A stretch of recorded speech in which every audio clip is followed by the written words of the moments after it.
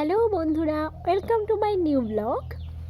আমি জলপাইগুড়ি কালী পুজোতে ঘুরতে যাওয়ার ব্লগ। আপনারা দেখতে পাচ্ছেন আমরা দাদাভাই ক্লাবের মাঝখানে ঢুকে যাচ্ছি।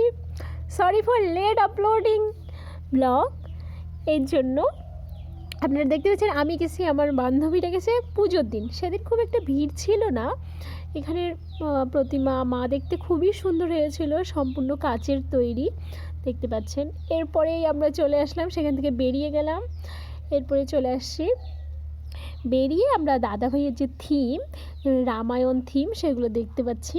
আপনারাও দেখতে পাচ্ছেন এখানে রাম সীতার বিভিন্ন ধরনের থিমগুলো দেখা যাচ্ছে, যদিও আমি খুব ভালো করে ভিডিওটা তোমাদের সাথে করতে পারিনি।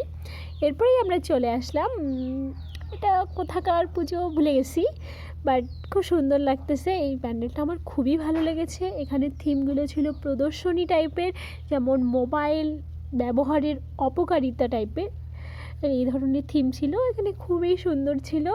আমি গিয়েছি আমার পরিবারের সাথে এবং আমার ফ্রেন্ডদের সাথে। 2 দিন ধরে প্রচুর ঘুরেছি। এভাবেই আমার কালী পুজো শেষ হয়েছিল। আমি জানি তোমাদের সাথে এটা শেয়ার করা হয়নি, আমি প্রথম শেয়ার করতেছি, এর জন্য হয়তো লেট আর ঠিকমতো ভিডিও করতে পারিনি।